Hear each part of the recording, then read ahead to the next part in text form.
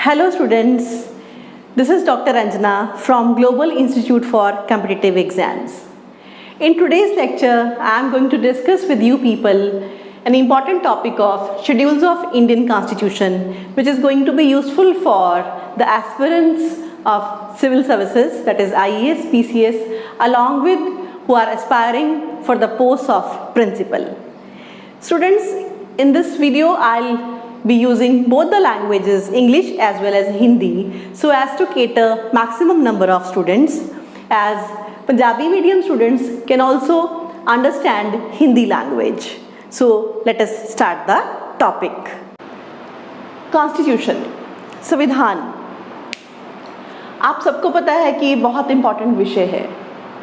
हर एक एग्जाम में इस विषय से related on an average 7-8 question minimum आते ही हैं. कॉन्स्टिट्यूशन को जब हम रेफ़र करते हैं तो एक बहुत इम्पॉर्टेंट बुक है जिसके बारे में मैक्सिमम स्टूडेंट्स जानते हैं, that is Indian polity by M Laxmikanth. बहुत अच्छी बुक है, पर मैं यहाँ पे एक बात आपके साथ डिस्कस करना चाहूँगी. स्टूडेंट्स इस बुक को पढ़ते हैं और जनरली जब मेरे पास आते हैं तो मैं उनसे पूछती हूँ तो वो कहते हैं कि मैम हमने एम लक्ष्मीकांत 9-10 बार पढ़ ली है, लेकिन फिर भी वो बहुत सिंपल से सिंपल क्वेश्चंस के आंसर नहीं कर पाते. और एमसीक्यूज़ अगर 10 एमसीक्यूज़ भी अगर उनको दिए जाएं तो उसमें से 1 या 2 एमसीक्यू वो मुश्किल से ठीक कर पाते हैं. तो इसका क्या रीज़न है? सबसे पहले ये जान लेना ज़रूरी है हमें कि how to study constitution, how to study Laxmikanth from competitive point of view, क्योंकि हमें कंपटीशन को क्लियर करना है तो उस हिसाब से कैसे पढ़ना चाहिए सबसे पहले ये जानना बहुत ज़रूरी है. तो अगर आप पुराने क्वेश्चंस को देखें, प्रीवियस ईयर्स क्वेश्चन पेपर किसी भी एग्ज़ाम के आप उठा लीजिए, तो वहाँ पे जनरली 2 तरह के क्वेश्चंस पूछे जाते हैं. एक होता है फैक्ट बेस्ड क्वेश्चन, दूसरा होता है कॉन्सेप्ट बेस्ड क्वेश्चन. अब फैक्ट बेस्ड क्वेश्चन मतलब फैक्ट्स आपको लर्न करने होते हैं, फैक्ट्स आपको मग अप करने होते हैं. कुछ लोग तो सिंपली बुक को रीड ही करते हैं, दे कांट इवन स्टडी भी नहीं करते, वो जस्ट पढ़ते रहते हैं जैसे किसी नॉवल को पढ़ना है. दूसरे किस्म के लोग हैं जो फैक्ट्स को रटने में लग जाते हैं. अब जैसे schedules of Indian constitution, I think ये ऐसा टॉपिक है जो सबसे ज़्यादा अंडर एस्टिमेट किया जाता है स्टूडेंट्स के द्वारा. वो सिर्फ इसमें क्या कंसंट्रेट करते हैं कि पहला शेड्यूल कौन सा है, दूसरा, तीसरा, चौथा, और उसकी नंबरिंग एक ऑर्डर लर्न करने में ही कंसंट्रेट करते हैं, जिससे क्या होगा ज़्यादा से ज़्यादा 1 एमसीक्यू आप ठीक कर सकते हैं, जबकि ऐसा नहीं है. शेड्यूल्स ऑफ इंडियन कॉन्स्टिट्यूशन एक ऐसा टॉपिक है जिसमें अगर मैं आपको पढ़ाना चाहूँ तो अराउंड 50% ऑफ द कॉन्स्टिट्यूशन इसी में ही पढ़ा सकती हूँ. तो फैक्ट बेस्ड क्वेश्चंस में सिर्फ रट्टा मारने पे कंसंट्रेट करते हैं, जबकि उसके पीछे क्या कॉन्सेप्ट है, चीज़ें आपस में कैसे इंटरलिंक करती हैं, इसको वो बिल्कुल भी फोकस नहीं करते. बहुत ही इजी एक एग्जाम्पल मैं आपके साथ शेयर करती हूँ, बाकी तो मैं क्या कहना चाह रही हूँ ये आपको धीमे धीमे समझ में आ जाएगा. जैसे मान लीजिए कि हमें एक क्वेश्चन आया, वैसे इतने सिंपल क्वेश्चंस नहीं आते, but let us say just to take an example, when was Indian constitution adopted and enacted, हमारा संविधान अडॉप्ट इनेक्ट कब किया गया था. तो इसका जो आंसर है बहुत इजी है, आई थिंक आप सबको पता होगा कि हमने अपना कॉन्स्टिट्यूशन 26 नवंबर 1949 को अडॉप्ट और इनेक्ट किया था. जबकि अगर हमें क्वेश्चन आता है कि when was Indian constitution fully enforced, पूरी तरह से कब लागू किया गया था, तो इसका आंसर आपको पता है, दिस इज 26 January 1950. तो ये तो हो गए फैक्ट बेस्ड क्वेश्चन है 2. लेकिन थोड़ा सा और अच्छे से पढ़ना चाहिए हमें. एक सिंपल सा क्वेश्चन बनता है यही कि अगर 26 नवंबर 1949 को हमारा कॉन्स्टिट्यूशन कंप्लीट हो गया था और उसके ऊपर सबके सिग्नेचर्स हो गए थे, हमने उसको अडॉप्ट इनेक्ट कर लिया था, तो फिर हम 26 January ये हमने क्यों वेट किया इसको कम्प्लीटली इन्फोर्स करने के लिए? तो इसके लिए थोड़ा सा आप हिस्ट्री में जाएं, चीज़ों को कनेक्ट करके देखने की कोशिश करें. देन यू विल फाइंड कि in the month of December 1929 INC session हुआ था रावी के किनारे, रावी नदी के किनारे, और वहाँ पे इंडियन नेशनल कांग्रेस के उस टाइम पे चेयरमैन थे पंडित जवाहरलाल नेहरू. तो तब उस सेशन में अनाउंस किया गया था कि हमें अंग्रेज़ों से अब क्या चाहिए, कंप्लीट इंडिपेंडेंस चाहिए, पूर्ण स्वराज चाहिए. पूर्ण स्वराज का नारा दिया गया था. और तभी ये कहा गया था कि हम 26 जनवरी 1930 को अपना पूर्ण स्वराज दिवस मनाएंगे. That day was celebrated as complete independence day. So to mark that day, क्योंकि वो दिन बहुत क्लोज ही था, तो उसको कमेमोरेट करने के लिए, उसको मार्क करने के लिए हमने थोड़ा वेट किया और हमने 26 जनवरी मतलब नेक्स्ट ईयर हमने अपना कंप्लीट जो कॉन्स्टिट्यूशन है उसको इन्फोर्स किया था. तो इस तरह से चीज़ों को आपस में लिंक करना चाहिए. और यहाँ पे एक छोटा सा पॉइंट और ऐड कर देती हूँ, बाकी तो ये सारा टॉपिक हमारा making of the Indian constitution के चैप्टर में कवर होगा. एक छोटा सा पॉइंट जब हम कर रहे हैं तो उसमें और ऐड कर लेते हैं. वो क्या है कि 26 नवंबर 1949 को भी कुछ ऐसे विषय थे जो कि हमने इन्फोर्स कर दिए थे, और पूरा का पूरा कॉन्स्टिट्यूशन इन्फोर्सेबल डेफिनेटली हुआ था 26 जनवरी को. तो वो 4 जो थे हमारे, कौन से ऐसे विषय थे जो हमने तब उसी टाइम पे ही लागू कर दिए थे, वो थे पोस्ड सिटीजनशिप, नागरिकता, इलेक्शंस, प्रोविजनल पार्लियामेंट. और अगर हो सके तो आप मुझे कमेंट करके बताएं कि प्रोविजनल पार्लियामेंट जो थी उस टाइम पे वो कौन सी बॉडी थी, किस बॉडी ने उस टाइम पे एज एन पार्लियामेंट एक्ट किया था. और टेम्परेरी एंड ट्रांजिशनल इश्यूज़. और इसके अलावा बाकी सारा का सारा कॉन्स्टिट्यूशन हमने 26 जैन 1950 को इन्फोर्स किया था. तो इस तरह से चीज़ें आपको लिंक करके पढ़नी चाहिए. दूसरी बात मैं यहाँ पे ये भी आपको समझाना चाहूँगी कि जब कभी भी आप पढ़ाई करते हैं तो कभी भी पहली बात तो क्वेश्चन और आंसर्स की फॉर्म में तो चीज़ों को कभी याद मत करें. इसके अलावा ऐसे हमेशा ये सोच के मत चला करें कि अभी तो प्रीलिम्स का एग्ज़ाम है, जैसे मैं बात कर रही हूँ आईएएस और पीसीएस के बारे में, तो आप ये मत सोचिए कि ये प्रीलिम्स का एग्ज़ाम है, इसमें से तो ये क्वेश्चन आ सकता है या नहीं आ सकता है, या from pre point of view अभी तो हम पढ़ रहे हैं, बाद में हम मेंस पॉइंट ऑफ व्यू से पढ़ लेंगे. तो इस तरह से नहीं होता है कभी भी. जब कभी भी आप किसी भी चीज़ को पढ़ रहे हैं तो आप उसको अच्छे से पहले समझें, उसकी बैकग्राउंड को भी देखें, अपने एग्ज़ाम की जो ज़रूरत है उसको देखें, प्रीवियस ईयर क्वेश्चंस को भी कंसंट्रेट करते हुए देखें. अच्छे से समझने के बाद उन कंसेप्ट्स को अपने दिमाग में बिठाएं. फिर जहाँ पे आपको लग रहा है कि कुछ फैक्ट्स बहुत इंपॉर्टेंट हैं तो डेफिनेटली उन फैक्ट्स को भी मगअप करने का कोई तरीका बनाएं. इस तरह से आप पूरा कंसोलिडेट करके चीज़ों को पढ़ाई करें, क्योंकि ऐसा नहीं होगा कि पहले यहाँ से यहाँ तक प्री की तैयारी है, फिर यहाँ से आगे जाके मेंस की तैयारी है और फिर इंटरव्यू की तैयारी है. ऐसा नहीं होता है. जो भी आपकी कम्पिटिटिव एग्ज़ाम की प्रिपरेशन होती है वो हमेशा इन टोटो इनकम्प्लीट ही होती है. आगे डिपेंड करता है कि उसमें से क्वेश्चंस कैसे आ रहे हैं. तो जब आपको किसी भी चीज़ की नॉलेज है तो आप उसके क्वेश्चंस अच्छे से हैंडल कर पाएंगे, चाहे एमसीक्यूज फैक्ट बेस्ड आ जाएं या कंसेप्ट बेस्ड आ जाएं, आपको कभी दिक्कत नहीं आएगी. जब हम मेंस में आएंगे तब हमें जो भी हमने पढ़ा है उसको हम करंट के साथ रिलेट करते हुए क्रिटिकली एनालाइज कर पाएंगे, इवैल्यूएट कर पाएंगे, जो भी क्वेश्चन पूछ रहा है उसकी डिमांड के हिसाब से हम लिख पाएंगे. और इसी तरह से ही जब कल हम इंटरव्यू में जाएंगे तब हमें किसी भी तरह का कोई क्वेश्चन पूछा जाए तो हमारे पास काफ़ी नॉलेज होगी उस चीज़ के बारे में. तो इस वजह से कभी भी आप वाटर टाइट कंपार्टमेंट्स की तरह से नहीं पढ़ाई करेंगे.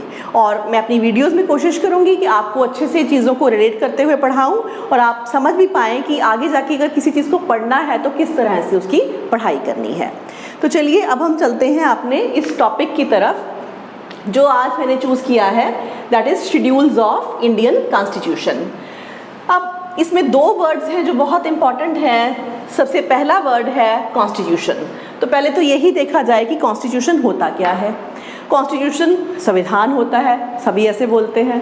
तो संविधान या कॉन्स्टिट्यूशन क्या है? ये एक ऐसी किताब है जिसमें कि लॉज प्रिंसिपल्स लिखे हैं जो कि that determine the functioning of our government. So in simple form अगर हम इसकी एक डेफिनेशन लिखें तो ये क्या है? It's a book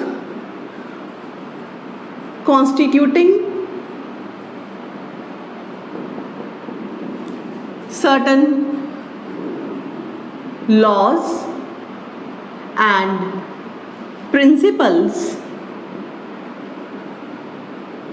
that determine the functioning of our government. Simplest most ये डेफिनेशन है। तो हमारे देश की जो सबसे बड़ी पावरफुल किताब है, अगर आपसे कोई पूछे कि आपका देश किसके हिसाब से चलता है तो हम क्या आंसर करते हैं? दैट इज थ्रू कॉन्स्टिट्यूशन, क्योंकि इसी के थ्रू ही सबको उनकी पावर्स, उनकी ड्यूटीज़, ये सब कुछ मिलती हैं। और एक बात और याद रखिए, जब कभी भी हम पढ़ाई कर रहे हैं तो हमेशा डिफ्रेंशिएट करिए थ्योरी और प्रैक्टिकल के बीच में।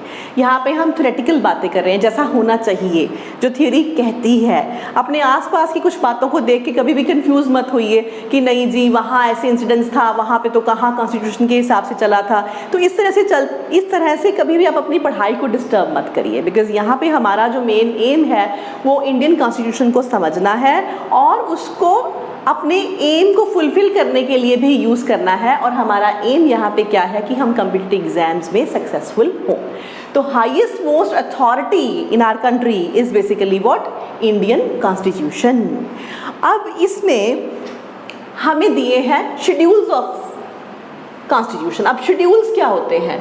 पहले आम भाषा में अगर हम बात करें तो कॉन्स्टिट्यूशन, संविधान क्या है? एक बुक है।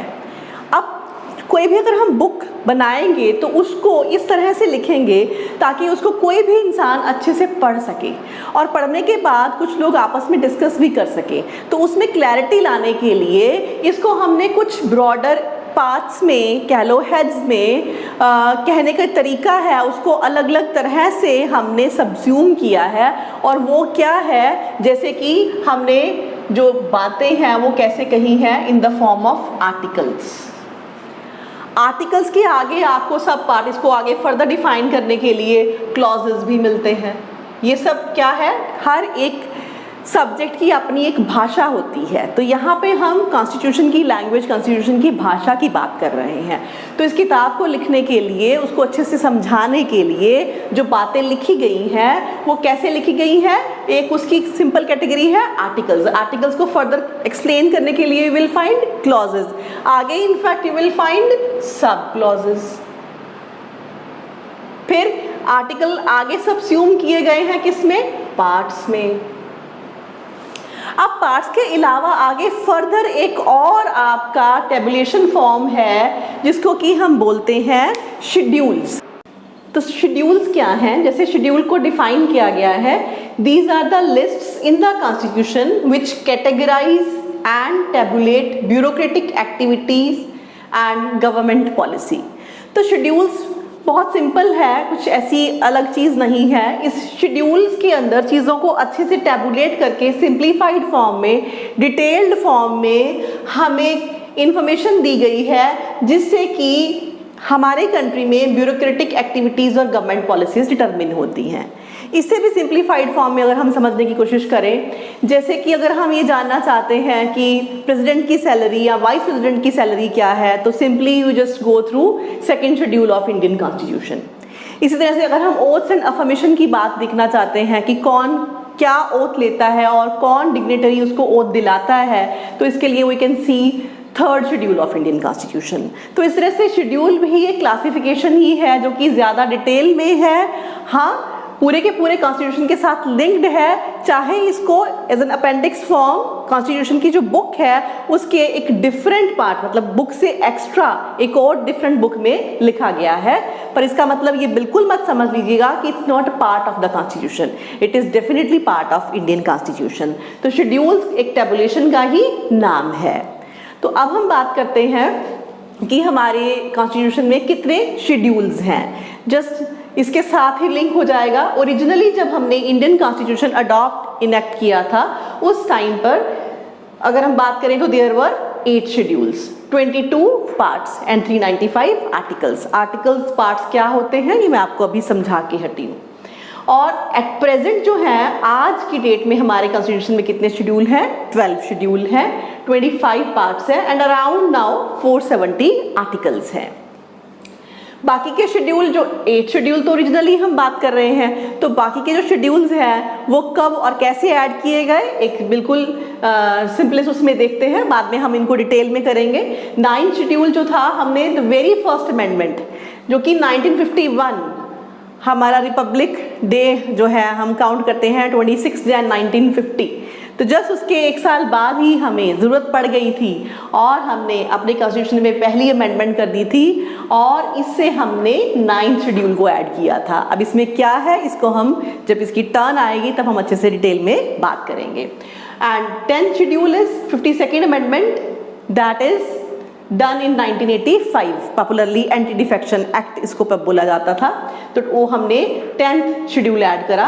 11th और 12th शेड्यूल अपने आप में बहुत इंपॉर्टेंट है, आपके सिलेबस का हिस्सा जनरली ये होते हैं, that is your Panchayati Raj and municipalities. तो 11th शेड्यूल 73rd अमेंडमेंट 1992 के साथ हमने ऐड करा और 12th शेड्यूल 74th अमेंडमेंट 1992 के साथ हमने ऐड किया।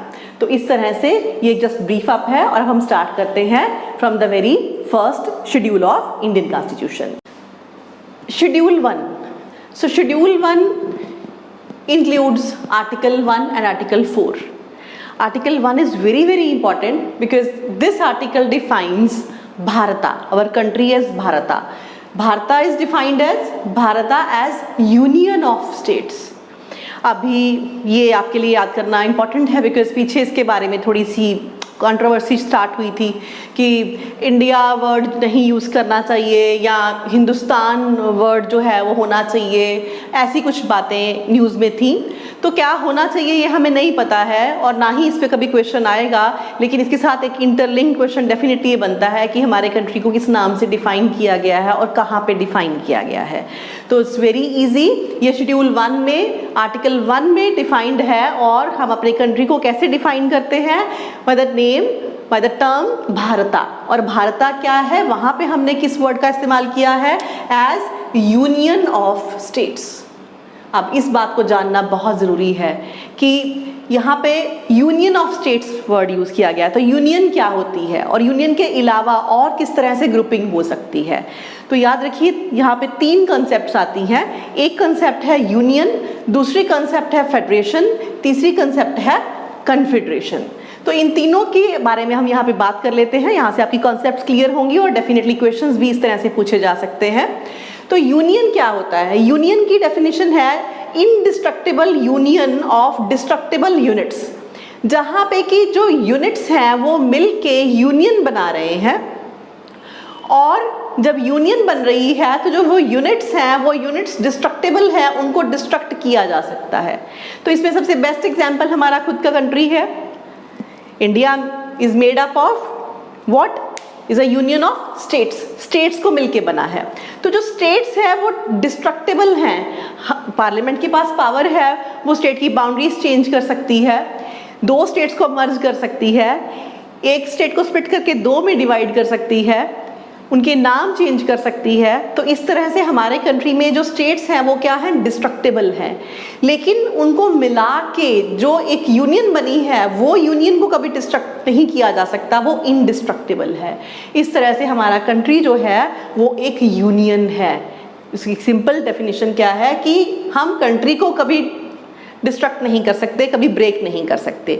कोई भी यूनिट इसमें से ये नहीं कह सकता कि आज हम इंडिया का हिस्सा नहीं है, आज हम अपने स्टेट को इस पूरे कंट्री से डिसोसिएट कर रहे हैं, अलग कर रहे हैं, ऐसा नहीं हो सकता। Because as it is defined in our constitution, because India क्या है, यूनियन ऑफ स्टेट्स है। इसके अलावा दूसरा एक ग्रुप है जिसको हम बोलते हैं फेडरेशन। अब फेडरेशन की डेफिनेशन क्या है, where units are indestructible and their federation is also indestructible.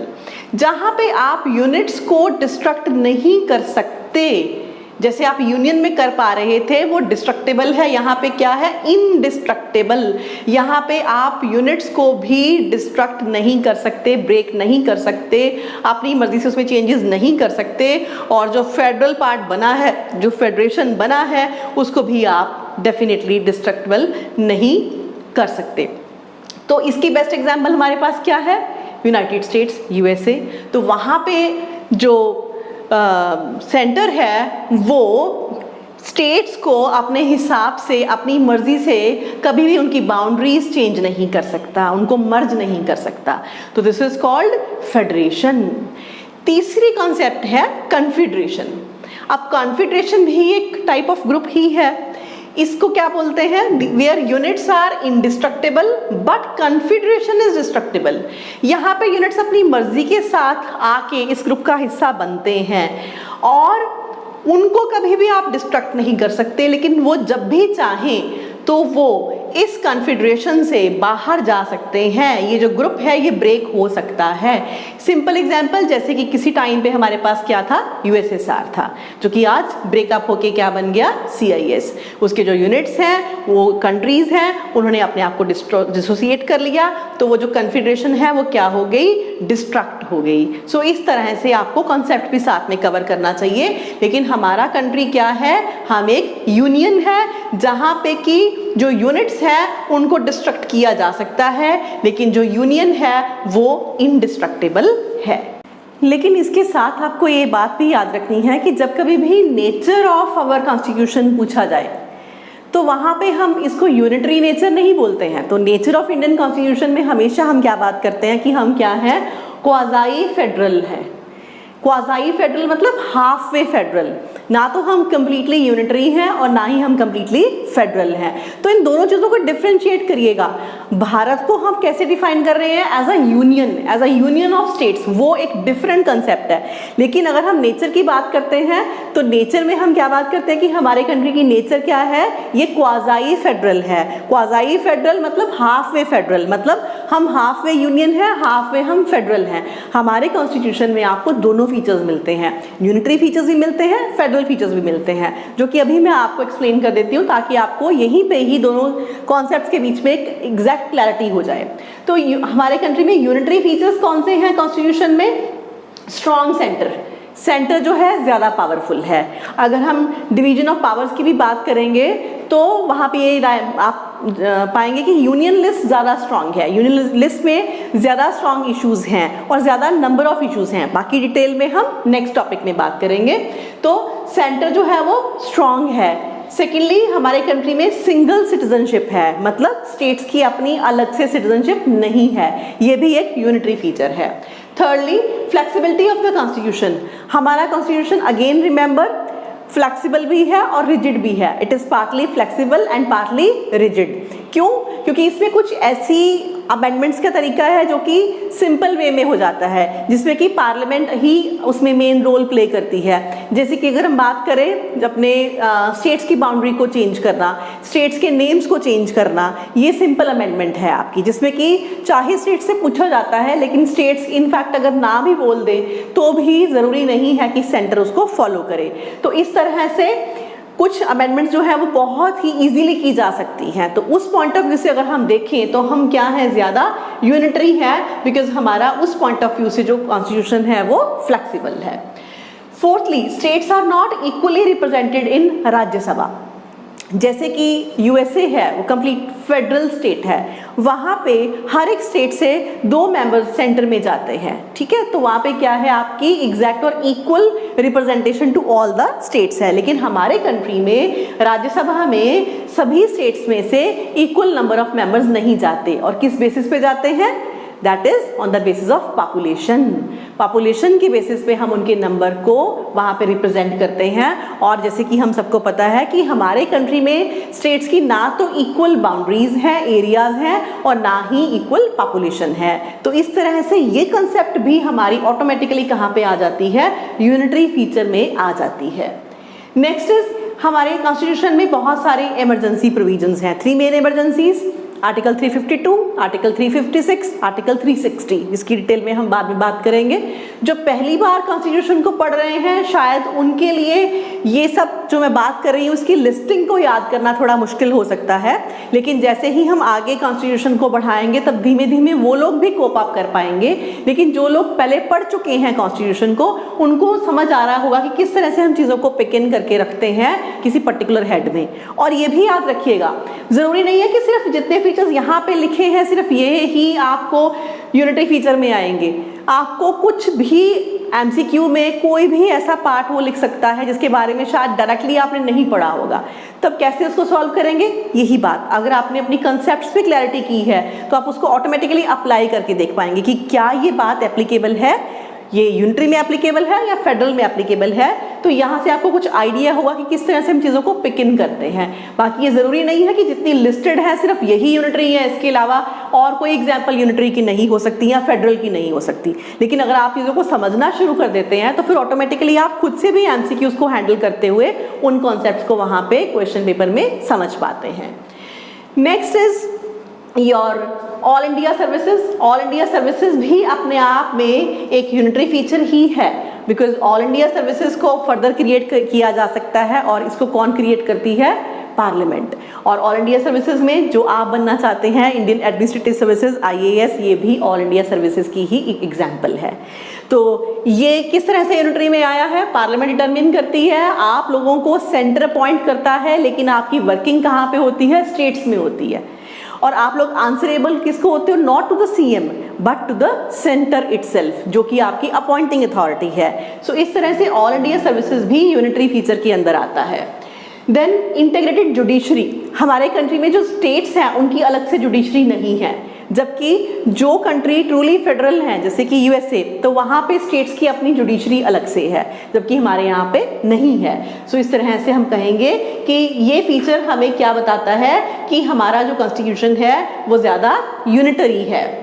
Then integrated audit machinery, हमारे कंट्री में एक ही अगर हम बात करें ऑडिट मशीनरी में तो हम एक डिग्निटरी की बात करते हैं, वो क्या है? CAG, controller and auditor general. तो एक ही हम उस हेड की बात करते हैं, स्टेट्स के लिए अलग से नहीं है। हाँ, उसकी पूरी मशीनरी कंट्री में फैली हुई है, लेकिन एक ही हम ऐसे ऑफिस की बात करते हैं जो कि इंटीग्रेट करता है पूरे कंट्री को। तो अगेन ये भी आपका यूनिटरी फीचर में ही आता है। Then parliament authority over state list. State list different है, यूनियन लिस्ट डिफरेंट है, लेकिन कुछ जगह पे आप ये पाएंगे कि पार्लियामेंट की इनडायरेक्ट अथॉरिटी है, जिसको फिर again when you study in detail you better know about it. I am just referring here article 249, article 253। Article 249 में क्या है? राज्यसभा जो है वो पार्लियामेंट को अलाउ कर देती है किसी ऐसे इशू पे कि वो लेजिस्लेट कर सके जो कि स्टेट लिस्ट में है, प्रोवाइडेड वो आज की डेट में नेशनल इंपॉर्टेंस में हो। इस तरह से आर्टिकल 253, जब कोई भी इशू अगर इंटरनेशनल इंपॉर्टेंस की वजह से हमारे कंट्री में उसको अप्लाई करना पड़ेगा, बिकॉज हमने कोई ऐसी सिग्नेचर करा है किसी भी कॉन्फ्रेंस में, तो उसको लेके कुछ लॉज बनाए गए हैं जो कि हमने अपने कंट्री में उसको लागू करना है, इम्प्लीकेट करना है, लेकिन वो टॉपिक स्टेट लिस्ट में है, तो भी वो ऑटोमेटिकली पार्लियामेंट इम्पावर हो जाती है उसको लेके लेजिस्लेट कर सके। तो ऐसे कुछ जगह हैं जहाँ पे कि पार्लियामेंट की अथॉरिटी है स्टेट लिस्ट पे, जो कि हमें फिर से कहाँ ले जाती है? More towards the unitary feature. Then appointment of governor, again it's very controversial issue. Governor act करता है कहाँ पे? स्टेट में, और उसकी अपॉइंटमेंट को लेके CM से कभी भी नहीं पूछा जाता। तो ये सिर्फ सेंटर का अपना डिसीजन होता है, it is more of decision of prime minister. तो इस तरह से ये जनरली चीज़ें जो है सबस्यूम करते हैं हम यूनिटरी फीचर में। But again I will say कि आप कभी भी ये फिक्स मत करिएगा कि सिर्फ ये 10 ही हैं इश्यूज जो कि हमें यूनिटरी बनाते हैं। कुछ भी इशू को हम यहाँ पे रख के रिलेट करके चेक करके देख सकते हैं। तो MCQs में इनके अलावा भी कुछ टॉपिक आ सकते हैं। जिस तरह से मैं आपको यहाँ पे समझा रही हूँ उसी तरह से ही आप कुछ भी अगर ऐसा आ जाए उसके बारे में अगर थोड़ा सा अगर आप ध्यान से देखेंगे तो आपको समझ में आ जाएगा कि क्या यूनिटरी में आ सकता है या नहीं। अब उसके अपोजिट क्या होता है? Federal features. तो हम फेडरल भी हैं। अब फेडरल कैसे हैं अगर कोई हमसे ये पूछे तो straight way we talk about schedule 7, जहाँ पे कि हमें फेडरल का क्या मतलब होता है, डिवीजन ऑफ पावर्स, जहाँ पे एग्जैक्टली डिवीजन ऑफ पावर्स की बात की गई है। योर लिस्ट 1 लिस्ट जो है union list, then state list and then your concurrent list, जो कि हम आगे 7 शेड्यूल में डिटेल में डिस्कस करने वाले हैं। तो हम फेडरल भी हैं। अब वो फेडरल फीचर्स में और क्या क्या आता है अगर हम देखना चाहें तो रिटन कॉन्स्टिट्यूशन।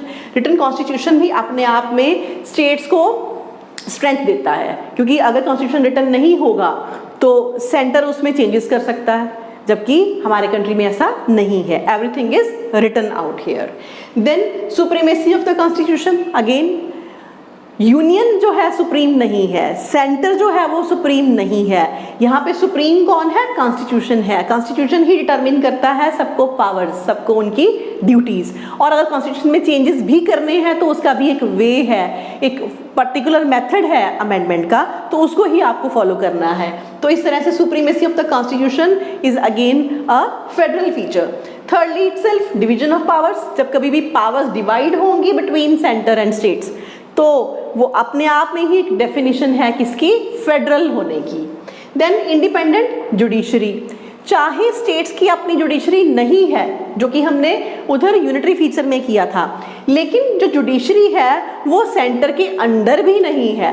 जुडिशरी इंडिपेंडेंट है। हमारे यहाँ पे 3 ऑर्गन्स में से एक थर्ड सबसे इंपॉर्टेंट ऑर्गन जुडिशरी है। पहला ऑर्गन लेजिस्लेचर है, दूसरा एग्जीक्यूटिव है जो चीज़ों को इम्प्लीकेट करता है, और थर्डली इज व्हाट, जुडिशरी। सो ये भी इंडिपेंडेंट है, इस वजह से इसको हम फेडरल में डालेंगे ना कि यूनिटरी में।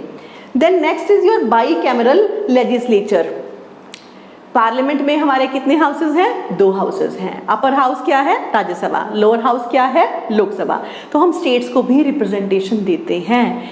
स्टेट्स को रिप्रेजेंटेशन देने का मतलब क्या हुआ, federal feature. And then dual government, very easy. हमारे यहाँ पे सेंटर में अपनी अलग से गवर्नमेंट है और स्टेट्स में अपनी अलग अलग गवर्नमेंट्स हैं, जहाँ पे कि उनकी लेजिस्लेचर्स हैं जिसको कि वहाँ के सीएम्स हेड करते हैं। ठीक है, तो इस तरह से ये सारे क्या है, फेडरल फीचर्स। और अगर इसके अलावा भी कभी आपको कोई भी कॉन्सेप्ट अगर एमसीक्यू में आती है तो आप उसके बारे में ध्यान से सोच के उसको रिलेट करके देखें और इजीली आप समझ पाएंगे कि क्या ये यूनिटरी फीचर है या ये फेडरल फीचर है।